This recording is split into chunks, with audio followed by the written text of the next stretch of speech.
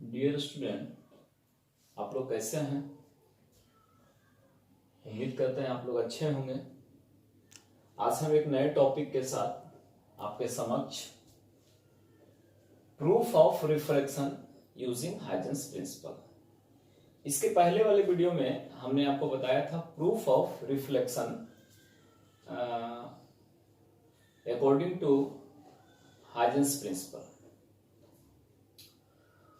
तो रिफ्लेक्शन और refraction, reflection में आपने देखा कि एक ही मीडियम का नेसेसिटी होता है और रिफ्रैक्शन में हमको दो मीडियम का नेसेसिटी होता है।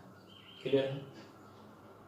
तो अब हम देखेंगे, चूंकि दो मीडियम की बात आ रही है तो हमको मीडियम को सेपरेट करने वाला कोई एक सरफेस लेना पड़ेगा। तो हम यहां सबसे पहले दो मीडियम को सेपरेट करने वाला एक सरफेस ले लेते हैं। क्लियर है? यहाँ हम क्या ले लिए? दो मीडियम को सेपरेट करने वाला सरफेस। हमने इसको एक्स वाई माना। एक्स वाई क्या है? Separating surface, separating surface, surface. इसको आप बाउंड्री भी बोल सकते हैं। बाउंड्री जैसे होता है क्या कि दो घर अगर बनाया गया है तो उसके बीच में बाउंड्री दिया गया, इससे पता चला कि इधर का अलग है उधर का अलग है। ठीक है? रिफ्लेक्शन में मैंने बताया कि आपको एक ही मीडियम चाहिए, रिफ्रैक्शन में है दो मीडियम चाहिए। क्योंकि होता क्या है इसमें कि जब रेज ऑफ लाइट निकलती है एक मीडियम से और दूसरे मीडियम में एंटर करती है तो उसका वेलोसिटी जो होता है वो बदल जाता है, चेंज होता है, तो उसका पाथ भी बदल जाता है। तो इस घटना को हम क्या कहते हैं? रिफ्लेक्शन कहते हैं। क्लियर है? अब इधर से आइए, हमको रिफ्रैक्शन दिखाना पड़ेगा, रिफ्रैक्शन का लॉस दिखाना पड़ेगा। तो सबसे पहले यहां हम इंसिडेंट पैरेलल रे ले लेते हैं। इंसिडेंट पैरेलल रे। क्लियर है? और भी थोड़ा बढ़ा लीजिए। ये क्या है? Incident raise. पैरेलल है तो पैरेलल वेव फ्रंट बनेगा। क्लियर है? वो पीछे की कहानी जो मैंने बताया आपको, वेव फ्रंट कैसे तैयार होता है, हाइजेंस प्रिंसिपल। आज हम हाइजेंस प्रिंसिपल के अकॉर्डिंग फॉरवर्ड डायरेक्शन में बढ़ेंगे। अगर हम आपसे कहें कि ये जो इंसिडेंट रे है, पैरेलल इंसिडेंट रे, तो क्या आप यहाँ वेव फ्रंट दे सकते हैं? तो आप कहेंगे हाँ सर, हम वेव फ्रंट तैयार कर सकते हैं। तो क्या तरीका है वेव फ्रंट का कि इंसिडेंट रे जो है वेव फ्रंट का परपेंडिकुलर होता है। तो यहां से ये आपका परपेंडिकुलर हो गया, आपका ये परपेंडिकुलर है, ये आपका परपेंडिकुलर है, यहां भी ये परपेंडिकुलर। क्लियर है? इसका नाम दे दीजिए ए, इसका नाम दे दीजिए बी। अब ये बताइए कि ये तो अपना सेपरेटिंग सरफेस पास पहुंच गया पॉइंट ए पे, ये लाइट, लेकिन ये अभी नहीं पहुंचा, ये कहीं रास्ते में अटका हुआ है। तो ऐसा है कि इसके यहां आने तक ये रुका यहाँ रहेगा? ऐसा नहीं, क्योंकि यहां रुकता नहीं है लाइट, ये चलता है। तो अब क्या करेंगे आप देखेंगे, अब कुछ बातें बता दे रहे। जैसे यहां क्या कीजिए, वेलोसिटी ऑफ लाइट यहां इस मीडियम में v1 है, वेलोसिटी ऑफ लाइट इस मीडियम में v2 है, इस मीडियम का रिफ्रैक्टिव इंडेक्स n1 या μ1, इस मीडियम का रिफ्रैक्टिव इंडेक्स आपका क्या है? μ2 है। क्लियर है? ये जो मीडियम है हमारा रेरर है, रेरर है, और ये मीडियम हमारा डेंसर है। डेंसर डेंसिटी ज्यादा, रेरर डेंसिटी कम। तो डेंसर है तो वेलोसिटी ऑफ लाइट कम है, तो प्रकाश इसमें कम दूरी तय करेगा, इसमें प्रकाश ज्यादा दूरी तय करेगा। क्लियर है? अब आगे देखिए, अब आपको बताया गया है कि ये जो वेव फ्रंट तैयार हुआ ये हमारा, ये कौन सा वेव फ्रंट है? Incident wave front. ये हमारा जो वेव फ्रंट है वो हमारा इंसिडेंट वेव फ्रंट है। क्लियर?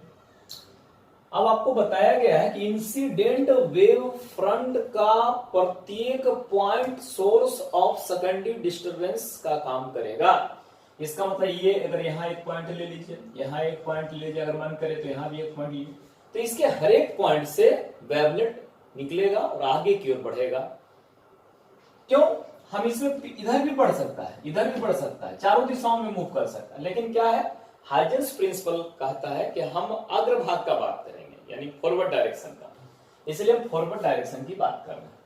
तो यहां से अब एक वेवलेट निकला, कितना डिस्टेंस ट्रेवल करेगा आप देखिए। पहले टाइम रिगार्ड कीजिए t इक्वल टू 0, पहले टाइम क्या है, रिगार्ड कीजिए t इक्वल टू 0। इस केस में अब देखिए after time t, after time t, after time t, time t, तो आफ्टर टाइम t यानी t इक्वल टू t। तो आप देखिए कि ये इंसिडेंट रे है, ये कहां तक पहुंचा, तो आप देखेंगे तो यहां से अब डिस्टेंस कितना हो गया, डिस्टेंस ट्रेवल्ड इन रेरल मीडियम, वहां देखिए रेरल मीडियम में कितना डिस्टेंस ट्रेवल कर जाएगा, यहां से देख लीजिए। तो अगर हमारा टाइम t है तो वेलोसिटी हमारा v1 है, तो v1 multiply by t, v1t। तो ये v1t से रेडियस से एक हेमिस्फीयर बनाइए आप, यहां रखिए पॉइंट, इस प्लेस पे पॉइंट रखिए, अब v1t का रेडियस लीजिए, एक हेमिस्फीयर ड्रॉ कीजिए यहां पे, इस पॉइंट पे हम यहां पे ड्रॉ करें, क्लियर है। अब होगा क्या कि जब ये यहां तक पहुंची तो ये भी आगे बढ़ेगा, लेकिन देखिए यही सोचना कि अगर ये आगे बढ़ेगा तो एक मीडियम चेंज कर रहा है, यहां तो सोचना पड़ेगा। तो मीडियम चेंज करेगा तो क्या ये जितना डिस्टेंस ट्रेवल किया, देखिए इसको कितना डिस्टेंस ट्रेवल किया, ये देख लीजिए, ये देखिए इतना डिस्टेंस ट्रेवल किया, तो ये जितना डिस्टेंस ट्रेवल किया, ये हमारा मान लीजिए एक पॉइंट है, दे दीजिए डी इसको, ये जितना डिस्टेंस ट्रेवल किया, क्या यह भी उतना डिस्टेंस ट्रेवल करेगा, ये समझिए, नहीं, क्यों, यहां मीडियम का डेंसिटी ज्यादा है, मीडियम डेंसर, अब वेलोसिटी यहां क्या है v2, तो आप देख लीजिए in denser medium, in denser medium, denser medium में क्या है, डिस्टेंस कितना हो जाएगा, डिस्टेंस ट्रेवल बाय लाइट, तो v2t हो जाएगा। तो यहां जो है ये आपका v2t हो गया, और यहां इससे कम रहेगा डिस्टेंस, तो हम यहां पर एक आर्क ड्रॉ कर लिए, किसके लिए, हेमिस्फीयर के। तो ये हमारा v1t हो गया। ये क्या किया, फिर से समझिए, ये क्या है, हमने इसको पॉइंट माना और ये रेडियस लेके हेमिस्फीयर ड्रॉ किया, क्लियर। अब इसको हम ये रेडियस लेके, कौन सा रेडियस लेके, v2t रेडियस लेके फिर हम हेमिस्फीयर ड्रॉ किया, यानी आर्क भी खींच लिया। अब हम क्या करेंगे, देखिए अब हमको यहां से वेव फ्रंट तैयार करना है, तो इससे कॉमन टेंजेंट लेना पड़ेगा, आप यहां से कॉमन टेंजेंट ड्रॉ कर लीजिए, ये हमारा कॉमन टेंजेंट है, इसका नाम आप सी रख लीजिए, इसका नाम आप डी रख लीजिए। देखिए ये एक वेव फ्रंट तैयार हो गया, क्लियर बात समझिए, ये हमारा न्यू वेव फ्रंट है, ये रिफ्रैक्ट, इसको हम लोग बोलेंगे रिफ्रैक्टेड, इसको बोलेंगे हम, इधर लिख देते हैं रिफ्रैक्टेड वेव फ्रंट, क्लियर है, समझ गए तक। अब आपको बताया, देखिए यहां ये इंसिडेंट वेव फ्रंट था, इंसिडेंट रे था, एक दूसरे का परपेंडिकुलर है, तो यहां अब आप जो है रिफ्रैक्टेड रे यहां से निकाल लीजिए, ये आपका आर रे, रिफ्रैक्टेड रे, और यहां भी हमारा क्या है, रिफ्रैक्टेड रे है, क्या होगा, ये परपेंडिकुलर होगा, ये भी परपेंडिकुलर है, यहां भी आपका परपेंडिकुलर बन रहा है। उम्मीद करते हैं आप इस चित्र को अच्छे ढंग से समझ गए होंगे। अब आप गौर से देखेंगे, अब हम आपको ज्योमेट्री इसका दिखाते हैं, एंगल का ज्योमेट्री। आप देखिए यहां जब ये हमारा ये सोर्स ऑफ सेकेंडरी डिस्टरबेंस है, तो देखिए यहां पे इंसिडेंट हो रहा लाइट, यानी ये नॉर्मल हो जाएगा, इस जगह पे ये नॉर्मल है, नॉर्मल है, ये एन नाम दे दीजिए इसका। अब ये नॉर्मल इंसिडेंट रे के साथ कितना एंगल बनाता है, देखिए आपको पता होगा पहले, कितना बनेगा, एंगल आई बनेगा। तो आप देखिए ये कितना बनेगा मेरा, ये आपका कितना हो जाएगा, 90 माइनस आई, 90 माइनस आई, ब्लू कलर, 90 माइनस आई। अब देखिए आप इसको गौर कीजिए कि ये कितना डिग्री था हमारा, ये है 90, कितना है 90, तो ये कितना हो जाएगा 90 माइनस आई, ये है तो ये हमारा हो जाएगा आई। क्लियर? फिर समझ लीजिए, देखिए यहाँ ये हमारा क्या है, नॉर्मल के साथ इंसिडेंट रे का जो एंगल बनता है, एंगल ऑफ इंसिडेंस आई, तो ये कितना हो गया 90 माइनस आई।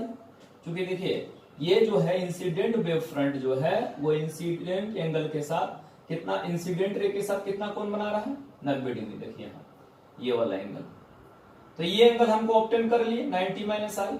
अब आप गौर कीजिए, देखिए ये नॉर्मल है और ये सरफेस है यानी बाउंड्री, तो इसके यहां नॉर्मल और ये सरफेस के बीच कितना एंगल बना 90।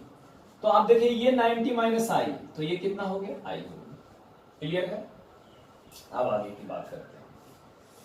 इसका एंगल हम समझ में आ गया हमको। अब इसका देखिए, इसका ये देखिए, ये रिफ्रेक्टेड रे है और ये नॉर्मल, तो रिफ्रेक्टेड रे का नॉर्मल के साथ कितना एंगल बनता है हमारा आर बनता है यार। तो ये कितना हो गया, देखिए ये आपका सरफेस है, ये आपका नॉर्मल है, तो 90 डिग्री होता है, तो ये आर घट गया उसमें, तो 90 डिग्री माइनस आर। तो ये यहाँ 90 है इस जगह पे, ये 90 माइनस आर, तो ये एंगल कितना हो जाएगा, ये हमारा एंगल हो जाएगा आर। हमारे पास दो राइट एंगल ट्रायंगल मिल गए। क्या नाम है ट्रायंगल का, आप देख लीजिए।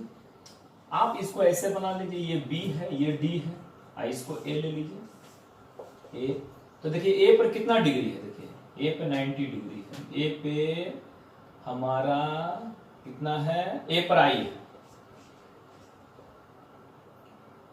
ए क्या लिए हम, A B D, A B D, A B D नहीं, ए बी डी, तो यानी B D A B D.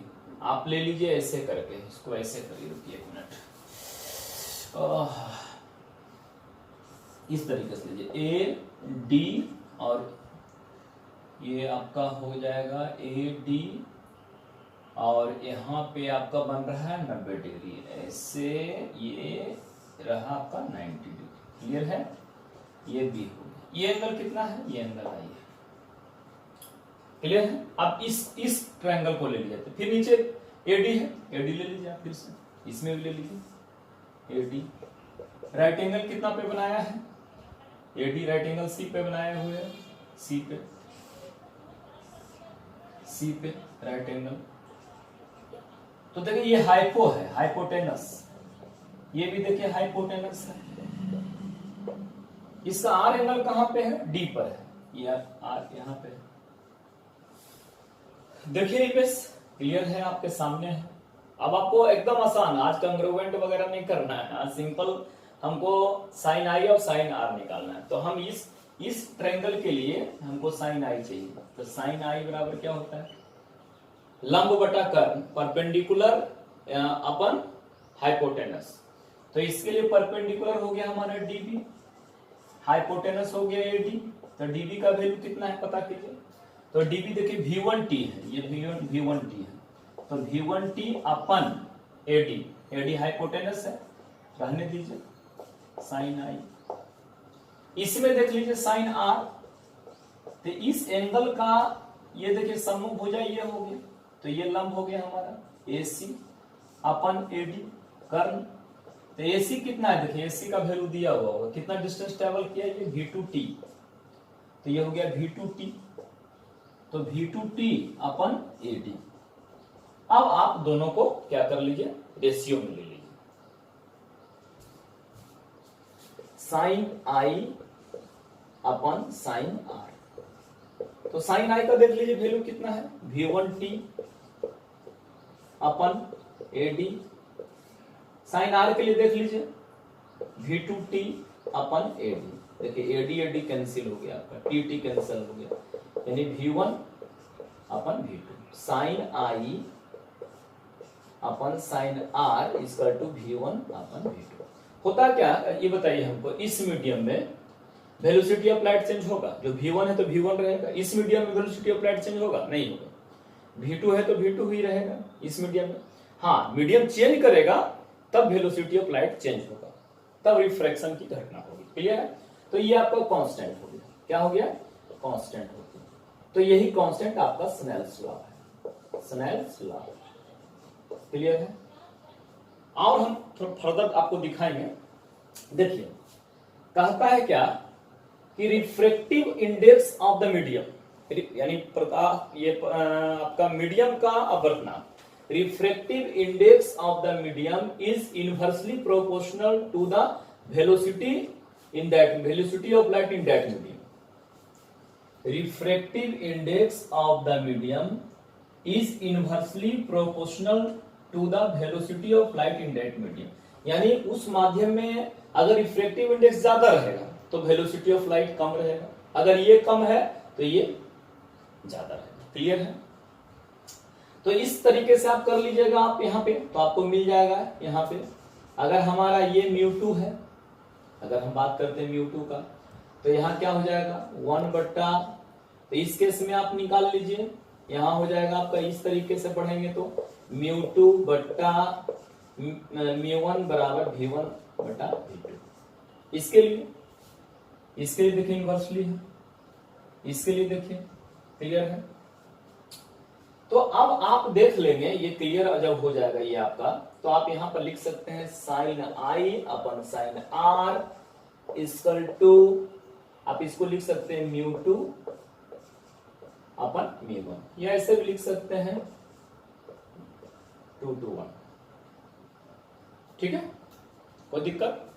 Refractive index of second medium with respect to first medium. कोई दिक्कत? यानी माध्यम 2 का माध्यम 1 के सापेक्ष अपवर्तनांक। क्लियर? ये म्यू कहलाएगा, sin i upon sin r equal to mu. एक तो हो गया। इसमें क्या बताया गया प्रथम में कि प्रकाश की किन्हीं 2 माध्यमों और प्रकाश की एक किरण के लिए, एक विशेष किरण ले सकते हैं, के लिए आपतन कोण की ज्या और अपवर्तन कोण की ज्या का अनुपात एक नियंत्रांक होता है, जो देख लीजिए आपका नियंत्रांक हुआ sin i is to sin r equal to mu. Clear है? अब आइए हम सेकंड पर बात करते हैं, यानी उसके लिए सेकंड लॉ का। क्लियर है? आप उम्मीद करते हैं देख लीजिए, फिर भी एक अच्छे ढंग से समझ लीजिए। ठीक है? मैं आई प्रोसीड, बढ़ता हूं मैं। देखिए अब इसको हम मिटाते हैं।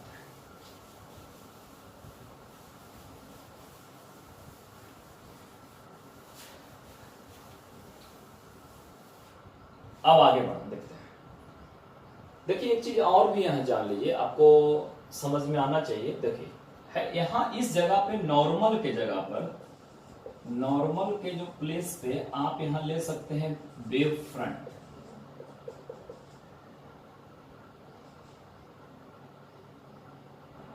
नॉर्मल के प्लेस पे, नॉर्मल के प्लेस पे आपका ये हो गया, ये हो गया सरफेस। देखिए पहले समझिए इससे, एडी क्या है? एडी सरफेस है आपका।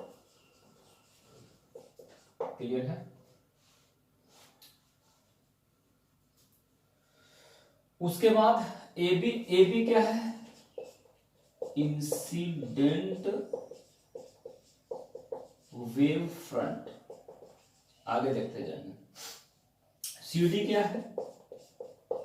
Refracted wave front.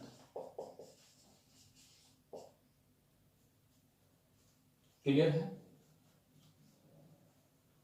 समझते जाएंगे आप। यहां आपको करना क्या है, नॉर्मल जो आप यूज करते हैं बार बार, उसके जगह आप सरफेस ले लीजिए। एडी जो है क्या है? सरफेस है। किसके प्लेस पे काम करेगा? नॉर्मल के प्लेस पे काम करेगा। नॉर्मल के प्लेस पर काम करेगा। देखो क्लियर, हम लिख दे रहे हैं करेगा। अच्छा, जितना भी हमारा क्या लिखे हम, एडी सरफेस का काम करेगा, नॉर्मल के प्लेस, जहां नॉर्मल जो यूज करते हैं बार बार, उसके जगह पर हमारा सरफेस का काम करेगा। क्लियर है? आज जो लाइट रेज है, लाइट रेज, लाइट रेज मतलब क्या? इंसिडेंट रे या रिफ्लेक्टेड रे। इंसिडेंट रे रहे चाहे रिफ्लेक्टेड रे रहे, रिफ्लेक्टेड रे रहे, दोनों में से कोई भी एक रहे तो इसके जगह पर हमारा लाइट रे, आपको देखिए लाइट रे में कौन कौन रे रहेगा, इंसिडेंट रे या रिफ्लेक्टेड रे। इसके जगह हमारा वेव फ्रंट रहेगा, यहां क्या रहेगा, wave front, wave front. Clear है? तो अब आप समझिए कहानी। पहले जो angle of incidence, angle of incidence जो है वो क्या है, देखिए ये इंसिडेंट रे और नॉर्मल के बीच की कहानी। अब देखिए क्या हो गया, तो इंसिडेंट रे और नॉर्मल, तो नॉर्मल के प्लेस पे हम क्या ले रहे हैं, सरफेस, सरफेस, और हमारा इंसिडेंट रे के प्लेस पे कौन रहेगा, वेव फ्रंट। तो ये देखिए इंसिडेंट रे के लिए इंसिडेंट वेव फ्रंट, यानी देखिए ये इंसिडेंट वेव फ्रंट हुआ। क्लियर है? और ये हमारा नॉर्मल के प्लेस पे सरफेस, तो सरफेस और इंसिडेंट वेव फ्रंट के बीच जो एंगल बनेगा वो होगा आई। क्लियर है? आई क्या है, यहां angle between incident wave front end surface, ये थी। क्लियर है? इसी तरह ये आर की बात जब करते हैं तो आर को आप देखिए, ये देखिए सरफेस है और ये क्या है, हमारा रिफ्रेक्टेड वेव फ्रंट है। तो angle between refracted wave front end surface. Clear है? ये बातें भी एक तरीके से हम समझा दिए, एक नए तरीके से आई और आर को डिफाइन किया। क्लियर है? अब आगे इसको देख लिया जाए। क्लियर?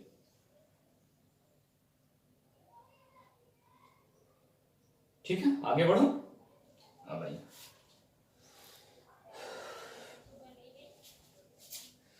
अब तो कहानी यहां लास्ट करेगा। अब थोड़ा सा और बाकी है, मंजिल से हम लोग 2 कदम दूर हैं। देखिए ठीक से देखेंगे, ये देखिए इंसिडेंट वेव फ्रंट, ये देखिए रिफ्रैक्टेड वेव फ्रंट, ये देखिए एडी यानी सरफेस। ये परपेंडिकुलर कहां है, प्लेन ऑफ बोर्ड, बोर्ड के प्लेन पर है। कौन, incident wave front, refracted wave front और सरफेस कहां है, perpendicular to the plane of board, board के प्लेन में। और ये बाहर के रूप, बाहर की ओर भी क्या कर रहा, आ रहा है। क्लियर है? अब आइए थोड़ा सा आगे इधर से देखिए, इसकी कहानी देखिए। ए बी, फिर क्या है, सी डी, फिर क्या है, ए डी। परपेंडिकुलर कहां है, प्लेन ऑफ बोर्ड यानी बोर्ड के प्लेन में। यहां आप प्लेन ऑफ पेपर लिख देंगे, कॉपी की बात करेंगे तो। देखिए अब आइए, अब ये देखिए इंसिडेंट रे, अब देखिए इंसिडेंट रे परपेंडिकुलर है, कहां पे है, देखिए इंसिडेंट रे कहां परपेंडिकुलर है भाई, वेव फ्रंट के साथ, इंसिडेंट वेव फ्रंट के साथ।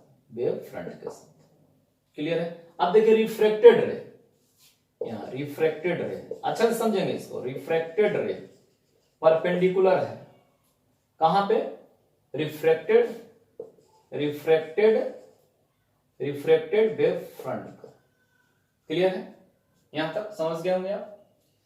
तो देखिए पहले क्या था वो समझिए, incident wave front perpendicular to the plane of board, surface plane perpendicular to plane of board, और ये हो गया रिफ्रेक्टिंग सरफेस कहां है, perpendicular to the plane of board, और ये बाहर की ओर निकल रही है। और ये देखिए इंसिडेंट रे परपेंडिकुलर है, इंसिडेंट वेव फ्रंट पे परपेंडिकुलर है और वापस चली गई बोर्ड ऑफ प्लेन में। ये देखिए रिफ्रैक्टेड रे परपेंडिकुलर है, रिफ्लेक्टेड वेव फ्रंट पर वापस चले गई बोर्ड के प्लेन में। अब देखिए नॉर्मल परपेंडिकुलर है कहां, सरफेस पे, और वापस चली गई बोर्ड के प्लेन में। यही तो है। अब फाइनली आप कह सकते हैं incident ray, refracted ray and normal all lie on the same plane. तो डियर स्टूडेंट, आप इसको रिवाइज कीजिए, तो इसको और आगे बढ़िए, इसको प्रैक्टिस कीजिए, तो आपको काम करने में मजा आएगा। बहुत बहुत धन्यवाद।